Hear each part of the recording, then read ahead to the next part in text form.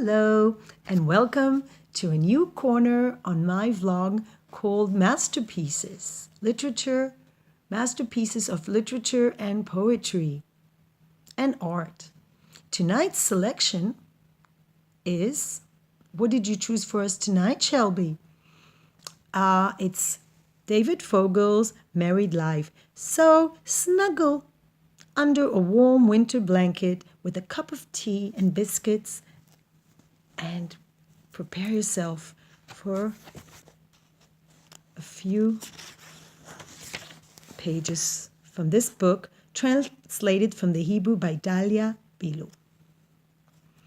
A little bit about David Vogel. David Vogel was a poet, a Jewish poet who lived in Austria, and he describes the life between the two world wars in Vienna, Austria, in great details. It was published in 1929 in what was then called Palestine, the land of Israel. But unfortunately, he ended up being murdered in Auschwitz in 1944. This book is considered to be at the level of Kafka and Thomas Mann, and it's a great document of the life in Vienna and the relationship between the Austrians and the Jewish people who lived there. So, chapter 1. The novel again is Married Life. In the passage, the tap woke up with a roar. In an instant, the noise filled all the space around, penetrating the rooms, which were still steeped in the half-light of dawn, and invading the sleeping body of Rudolf Gurdweil. Perhaps the noise of the tap triggered off an unpleasant dream in Gurdweil, a moment before waking, for the first feeling struggling inside him as his senses cleared was one of reluctance, probably the result of the dream, which remained there inside him, on the other side of consciousness.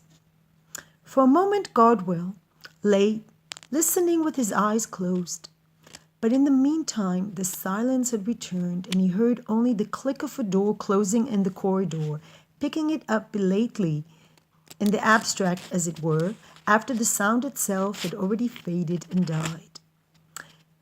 Then he turned to the windows and opened his eyes. He saw that the windows were already quite pale with the light of the approaching morning, which immediately increased in this desire to go back to sleep. And as if he were fleeing from some danger, he quickly turned on to his right side and pulled the quilt over his head. Down below in Kleine Stadtgutgasse, a heavy wagon trundled past slowly, creaking mercilessly, and shaking the window panes like an earthquake. A coal wagon for Nordbahnhof, concluded Gurdweil. Now he would never be able to go back to sleep. The creaking narrowed down to 2 or 3 maddeningly monotonous sounds, which went on repeating themselves with an idiotic obstinacy in his drowsy mind.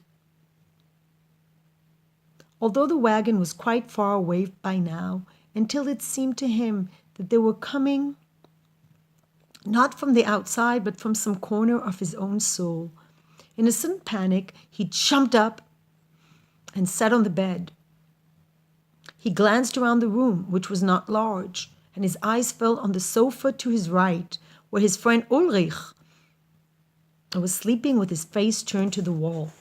At the sight of his sleeping friend, he felt suddenly and inexplicably wide awake, and the memory of what he had to do today came crowding into his mind, together with the feeling of oppression.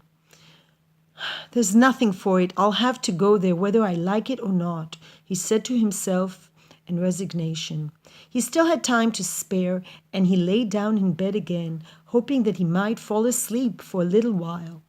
But as if to spite him, his thoughts went on turning of their own accord around the same unpleasant business, and he could not stop them.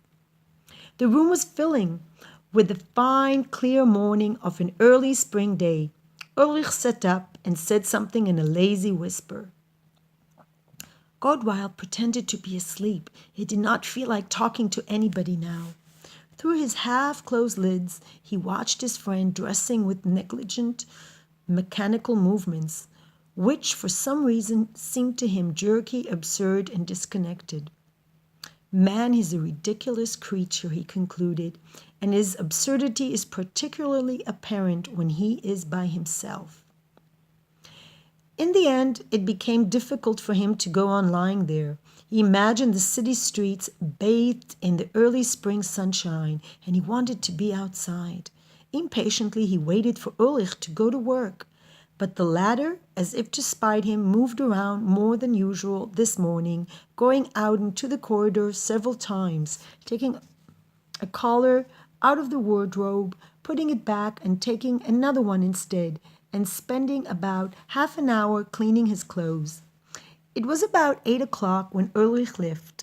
Gurdweiler leaped out of the bed and went over to the window. At the sight of the azure-blue April morning invading the little street, he was seized by a fit of high spirits. On a day like this, it was good to be alive, to move about, to breathe. For the moment, Gurdweiler's worries lost their sting. Everything seemed easier. He returned to the bed, where his clothes were laid out on a chair, and quickly began to get dressed. About half an hour later, Gurdweiler was ready and descended the stairs from the third floor with a buoyant step. Outside he was enveloped in the mild morning air, which had a distinctive, undefinable smell, vaguely calling to mind pretty girls who had not yet reached maturity. Everything seemed renewed. The pavement had already been sprayed, and the tiny puddles between the cracks were invisibly evaporating and adding freshness to the air. The wagons, the cars, the trams, the terrace houses, and the people too, everything shone joyfully in the pristine rays of sun. Nursemaids in frilly caps and starched white aprons pushed their carriages with a kind of secret pride, as if the bonny, smiling babies were the fruit of their own wombs. Gurdweiler walked along Nordbahnstrasse and then turned to Breiterstrasse. The shop windows were so seductive that he felt a pressing desire to go into each and every one of them and buy all kinds of things, whether he needed them or not, to get into conversation with all the shop assistants and joke with them light-heartedly. And another desire woke in him too, to stand in the middle of the street and throw a cascade of gold and silver coins at the street urchins, and to rejoice in their happiness. But all this was beyond his powers. All he had in his pockets was 1 shilling and a few groschen. And so Gurdweiler strolled down the broad, bustling Breiterstrasse, looking into the eyes of the passer-by with exaggerated friendliness, as if he had some glad tidings to bring to each and every one of them, until he reached Ferdinand Bridge. He approached a crowd of people who were clustering at the railing, pushing forward and looking down. A young girl, a bulky, clean-shaven man, turned to his neighbor. "She couldn't have been more than 18. I saw her with my own eyes when they pulled her out." He said it with a certain complacency, as if he was boasting that he had seen the Japanese emperor with his own eyes. "Alive?" a reedy voice inquired. "Not a chance, dead as a doornail." "This generation," interrupted a middle-aged woman in a faded old hat, carrying a bag in her hand. "They're all teetering on the edge. Nothing means anything to them. Either they kill themselves or they kill each other. Yesterday a man killed his wife in our own building, stabbed her to death in broad daylight. She was gone in a second, the poor thing. She never made a sound." Gurdweiler pushed his way to the railing, where 2 policemen could be seen on the embankment below, standing guard over the drowned girl, draped in black. and preventing the circle of curious onlookers from coming any closer. Despite the sudden weakness which had flooded him, Godwill went down to the embankment and pushed through the crowd until he was close to the dead girl. Underneath the black cloth, which was not big enough to cover her body, her auburn hair peeped, matted and lifeless, and a bit of pale blue forehead, which seemed as hard as granite, and on the other side the toe of a brown shoe, wet and slimy, which had obviously been in the water for many days. The swelling under the cloth seemed big enough for two bodies, and the ground around it was soaked with water. Godwill could not tear his eyes away from the black draped lump. His heart pounded violently. In the meantime, the hearse arrived and swept the onlookers aside. When they lifted the body, the head of the drowned girl was exposed for a moment. There was a scar on the left cheekbone, but the skin of the scar was no different in color to the rest of the face. The nose seemed excessively long to Godwill. There's no need for the nose to be so long. The pointless thought flashed through his brain when the wagon suddenly moved off and someone dug his elbow into his ribs, causing him to feel a short, dull pain.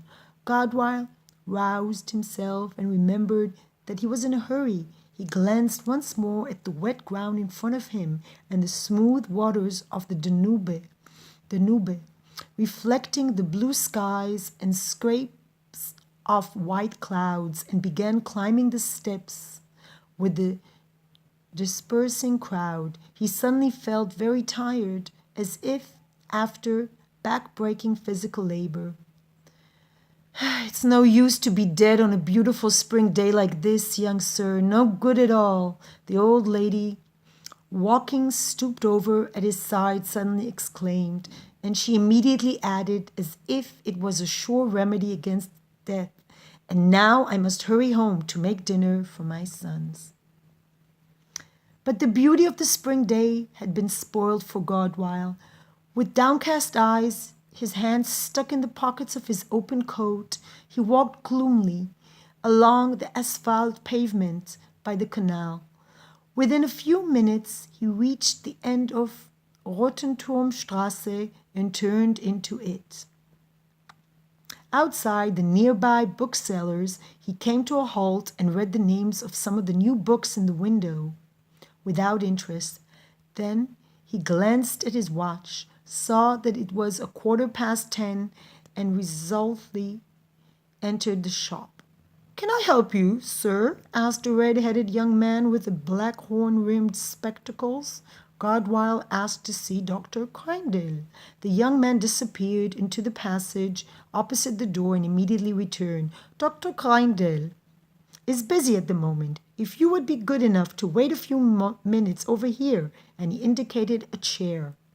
This delay was not at all to Godwill's taste. He hated waiting more than anything. But he was eager to get the whole thing behind him, and so he sat down on the chair, firmly resolved not to wait for more than 15 minutes. So we come to an end. Good night.